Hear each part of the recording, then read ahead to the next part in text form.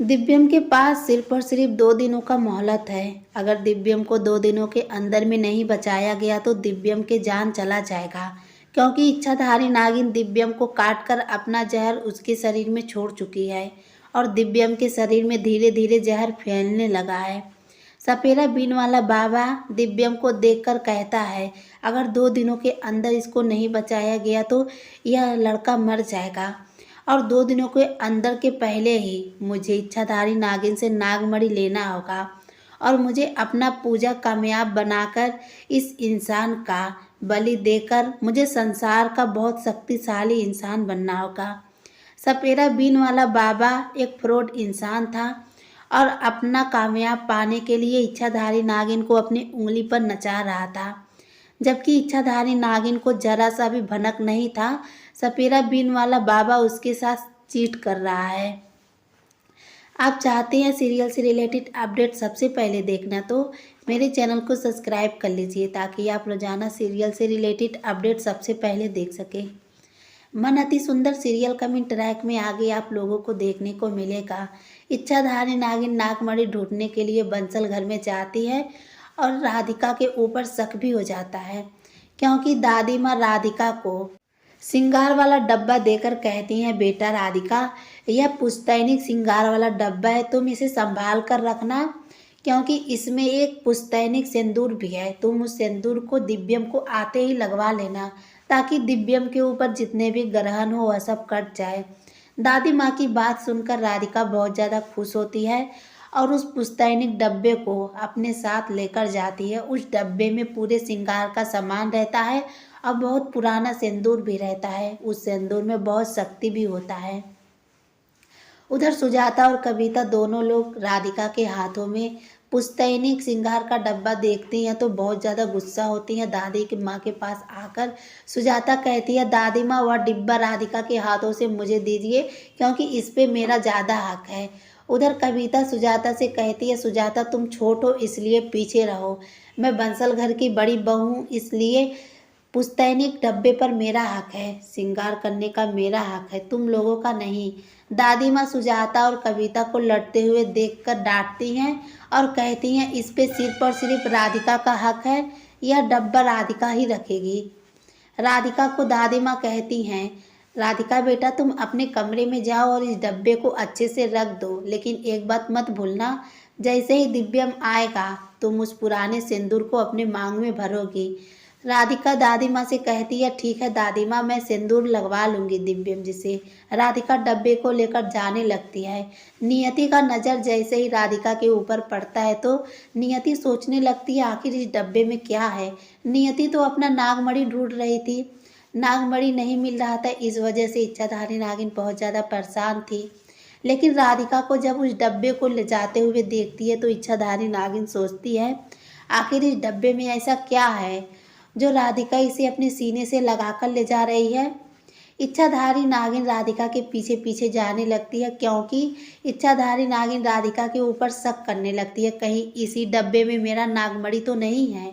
इसलिए राधिका अपने सीने से लगाकर हिफाजत से ले जा रही है, क्योंकि जिस तरीके से राधिका डब्बे को ले जा रही थी, इच्छाधारी नागिन के मन में यही विचार आ रहा था कि नागमणि से कोई भी चीज़ कीमती नहीं होता। इस वजह से राधिका नागमणि इस डब्बे में रखकर अपने सीने से चिपका कर ले जा रही है, ताकि कोई जान ना सके। इच्छाधारी नागिन राधिका के पीछे पीछे जाने लगती है। राधिका अपने कमरे में जाकर अलमारी में उस पुश्तैनिक डब्बे को रख देती है। उसमें पूरा श्रृंगार का सामान होता है। राधिका के हाथों से पुश्तैनिक डिब्बे में से सिंदूर गिरने वाला होता है, लेकिन राधिका संभाल लेती है, क्योंकि राधिका जब जा रही थी तो इच्छाधारी नागिन राधिका को जानबूझ के गिराने की कोशिश करती है, लेकिन राधिका संभल जाती है। राधिका अपने कमरे में जाकर उस डब्बे को छुपा देती है, लेकिन इच्छाधारी नागिन अपना सांप वाला रूप लेकर उसी कमरे में छुप जाती है। लेकिन राधिका कमरे से बाहर नहीं निकलती है तो इच्छाधारी नागिन कमरे की लाइट ऑफ करके उस डब्बे को अपने हाथ में ले लेती है। राधिका सोचती है, आखिर बंसल घर में हर एक कमरे में लाइट है, तो मेरे ही कमरे की लाइट क्यों चली गई। राधिका चेक करने चली जाती है। उतने में इच्छाधारी नागिन सांप का रूप बदलकर नियति का रूप ले लेती है। उसके बाद डिब्बे को खोलकर देखने लगती है। उस डिब्बे में तो सिंदूर और थोड़ा बहुत श्रृंगार का सामान होता है। इच्छाधारी नागिन सोचती है, जब इसमें मेरा नागमणि नहीं है तो मेरा नागमणि कहाँ गया। इच्छाधारी नागिन अपना नागमणि को लेकर बहुत ज़्यादा परेशान होती है, क्योंकि इच्छाधारी नागिन पूरी रात तपस्या करके भोलेनाथ बाबा से नागमणि हासिल की थी। अगर नागमणि इतनी आसानी से गुम हो जाएगा, हेरा जाएगा, तो इच्छाधारी नागिन अपने आप को कभी माफ़ नहीं कर पाएगी। मन अति सुंदर सीरियल कमिंग ट्रैक में आगे आप सभी को देखने को मिलेगा। राधिका स्विच को ऑन कर देती है, उसके कमरे में लाइट आ जाती है। उतना ही देर में इच्छाधारी नागिन डब्बे को उस जगह पर रखकर अपना सांप वाला रूप ले लेती है। राधिका नहीं जान पाती है इस कमरे में एक सांप है। उतना ही में इच्छाधारी नागिन कमरे से बाहर निकल जाती है और बाहर जाकर अपना नियति का रूप ले लेती है। जब सुजाता के नज़र में नियति आती है तो सुजाता नियति से पूछती है, नियति बताओ, तुमने मेरे बेटे को कहाँ पर रखा है? तुमने मेरे बेटे के साथ क्या किया? अभी तक मेरा बेटा दिव्यम घर नहीं लौटा और तुम हो कि घर लौट आई हो। इच्छाधारी नागिन तो गुस्से में थी, सुजाता की बातों पर ज़्यादा ध्यान नहीं दे रही थी, क्योंकि उसकी नज़रें सिर पर सिर्फ नागमणि ढूंढ रही थी। और वैसे भी इच्छाधारी नागिन के पास सुजाता का जवाब कहाँ था, क्योंकि इच्छाधारी नागिन तो दिव्यम को डस कर खंडल वाले मंदिर में बेहोश कर चुकी थी और उसके शरीर में जहर भी फैलने लगा था। दिव्यम के पास सिर पर सिर्फ 2 दिनों का मोहलत था। अगर 2 दिनों के अंदर में दिव्यम को ना बचाया गया तो शायद दिव्यम हमेशा हमेशा के लिए मर सकता है। लेकिन इच्छाधारी नागिन तो सिर पर सिर्फ अपने नागमणि का पता करने आई थी बंसल घर में। अगर नागमणि गुम नहीं हुआ होता तो शायद आज के बाद इच्छाधारी नागिन बंसल घर में दोबारा कदम नहीं रखती, क्योंकि अपने कातिल को अपने साथ ले जा चुकी थी। सुजाता का बातों का कोई जवाब नहीं देती है। इच्छाधारी नागिन कहती है, तुम्हारा बेटा आ जाएगा, जब मैं घर आ गई हूँ तो तुम्हारा बेटा भी घर आ जाएगा। सुजाता का दिल रखने के लिए इच्छाधारी नागिन इतना बात बोल देती है। उसके बाद से जाने लगती है। उसकी नज़रें हर एक तरफ घूमती है, लेकिन नागमणि नहीं मिलता है, क्योंकि नागमणि तो कली भाभी के हाथों में चला गया है। कली भाभी के हाथों में जैसे ही नागमणि मिलता है, वैसे ही नागमणि उठाकर कली भाभी बंसल घर से बाहर निकल जाती हैं, क्योंकि कली भाभी को अच्छे से पता था यह कोई मामूली हीरा या वगैरह वगैरह नहीं है, यह एक नागमणि है। कली भाभी को सिर पर सिर्फ इस वजह से पता रहता है क्योंकि कली भाभी गांव की रहने वाली थी और गांव में ऐसे अक्सर बात होती रहती है, कभी कुछ तो कभी कुछ। इस वजह से कली भाभी को नागमणि के बारे में पता था, इसलिए कली भाभी नागमणि को हाथ में लेते ही बंसल घर से निकलकर अपने गांव अपनी मम्मी के पास चली जाती है और गोलू भैया के पास कली भाभी फ़ोन करके बता देती है कि मेरी मम्मी की तबीयत बहुत ख़राब है, उन्हें हार्ट अटैक आया है, इस वजह से मैं फ़ौरन ही बंसल घर से निकलकर अपने मम्मी के पास आ गई।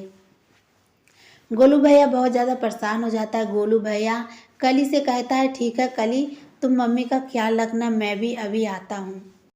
कली भाभी गोलू भैया से कहती है, गोलू जी आप मत आइएगा, क्योंकि मम्मी की तबीयत को मैं देख लूँगी। इधर कविता अपने बेटे गोलू के पास जाती है और कहती है, गोलू तुम कहाँ जाने की बात कर रहे हो? तब गोलू अपने मम्मी कविता से बता देता है कि कली की मम्मी की तबीयत बहुत ख़राब है, उन्हें हार्ट अटैक आया है, इस वजह से मुझे जाना होगा। कविता अपने बेटे गोलू से कहती है, गोलू तू कहीं नहीं जाएगा, कली अपनी माँ के पास गई है, तू भी अपनी माँ के पास रहेगा। आज दीपावली है, आज के दिन मैं तुझे कहीं नहीं जाने दूंगी। कविता अपने बेटे गोलू की उस जगह पर नहीं जाने देती है। कविता सोचने लगती है, ऐसा तो नहीं हो सकता अचानक से कली घर छोड़कर चली जाएगी अपनी माँ के घर, वो भी बिना बताए, जरूर कुछ न कुछ बात है। कविता पता लगाने की कोशिश करती है। इधर बंसल घर में इच्छाधारी नागिन हर एक कमरे में ढूंढती है नागमणि, नागमणि नहीं मिलता है। उधर कविता का नज़र नियति के ऊपर जाता है। कविता बहुत ज़्यादा गुस्से में थी। नियति का हाथ पकड़ती है और खींचते हुए किचन में ले जाती है। कविता कहती है, तुमने बहुत मनमानी कर ली, अभी तक तुमने एक काम नहीं किया, कौन करेगा काम? इच्छाधारी नागिन से यह सब कहते हुए उसका हाथ पकड़कर कविता नियति को किचन में ले जाने लगती है। कविता के ऊपर नियति बहुत ज़्यादा गुस्सा होती है। नियति को कुछ समझ नहीं आता इस कविता से मैं पीछा कैसे छुड़ाऊं और अपना नागमणि कैसे ढूंढूं। इच्छाधारी नागिन को कविता के ऊपर शक होने लगता है, कहीं इसी ने मेरा नागमणि तो नहीं पा गई है। इच्छाधारी नागिन को कुछ समझ नहीं आता है, हर एक सदस्य पर इच्छाधारी नागिन शक करती है, कहीं इसने तो मेरा नागमणि नहीं पाया। तो कभी उसको ऐसे ही करके इच्छाधारी नागिन अपना नागमणि ढूंढ रही थी, लेकिन उसके हाथों में नागमणि नहीं मिल रहा था।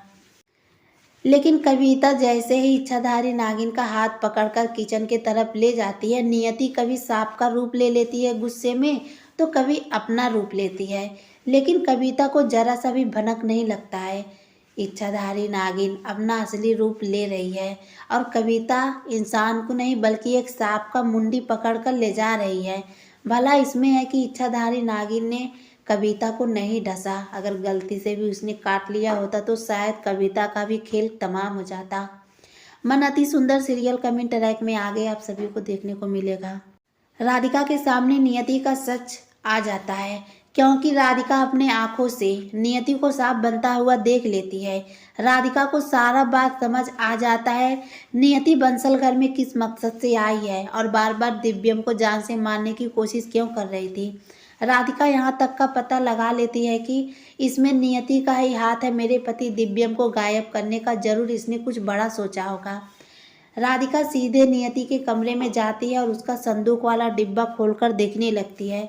जैसे ही राधिका संदूक का डिब्बा खोलती है, राधिका के पैरों के नीचे से जमीन खिसक जाता है, बल्कि राधिका के तो होश उड़ जाते हैं उस संदूक में मरा हुआ सांप देखकर। राधिका अपने मन में सोचने लगती है, इसका मतलब यह है कि जो इंसान मरा था वह कोई मामूली इंसान नहीं था, बल्कि एक सांप था, और उसी सांप का बदला लेने के लिए इच्छाधारी नागिन हमारे घर में आई है, दिव्यम को जान से मारकर अपने पति बिस्वा का बदला लेने। क्योंकि इच्छाधारी नागिन राधिका से यही बात बोली थी, बिस्वा उसका भाई है, जबकि बिस्वा उसका भाई नहीं था, उसका पति था।